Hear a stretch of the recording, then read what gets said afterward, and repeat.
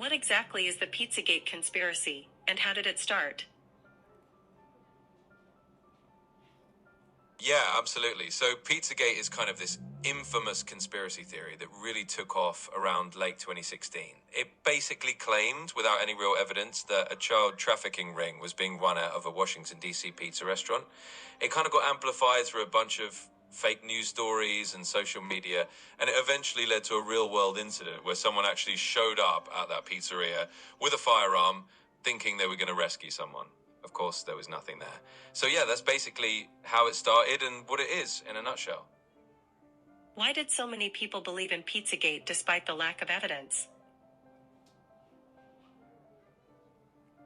Yeah, it's a good question because it's interesting how these things kind of take on a life of their own.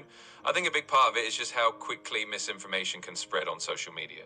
Once an idea like that catches on, people start repeating it, it gets shared, it gets amplified by certain groups or individuals who might have their own agendas, and then it just kind of snowballs. So even when there's no real evidence, the repetition kind of makes it feel real to some people, and that's sort of how it kept going.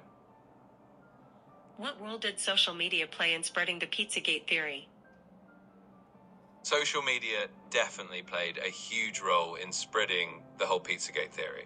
I mean, it was basically like the perfect storm of platforms where misinformation can go viral. So you had posts on Twitter and Facebook, Reddit threads, and it just kind of spread through all these networks. And once it started gaining traction, people who were already kind of predisposed to believe in conspiracy theories really latched onto it.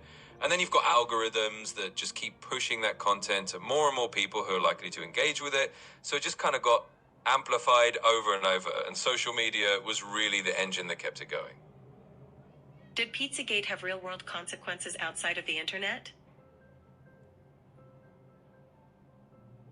Yeah, it definitely did. So one of the most notable real-world consequences was that incident I mentioned where a guy actually showed up at the pizza place with a gun. He genuinely believed he was going to rescue children based on the conspiracy. Luckily, no one was hurt, but it obviously caused a lot of fear and chaos. And beyond that, there were also a lot of threats and harassment aimed at people who were falsely accused. So it definitely spilled over from just being an online rumor into something that had very real offline consequences. Why do conspiracy theories like Pizzagate keep coming back, even years later? Yeah, it's a fascinating and sometimes a bit of a troubling thing. Conspiracy theories like that tend to have a kind of staying power for a few reasons. One is that they tap into certain emotions or beliefs that some people already have, like distrust in institutions or a feeling that there are hidden forces at work. And once a story like that is out there, it can kind of resurface whenever people are looking for explanations for other things. Plus, the internet has a long memory, right? Things never fully disappear. So even years later, someone might rediscover it, share it again, and kind of breathe new life into it. It's like these theories just never fully go away. Thanks for watching. Don't forget to subscribe. I'll be posting new fascinating topics and questions every day.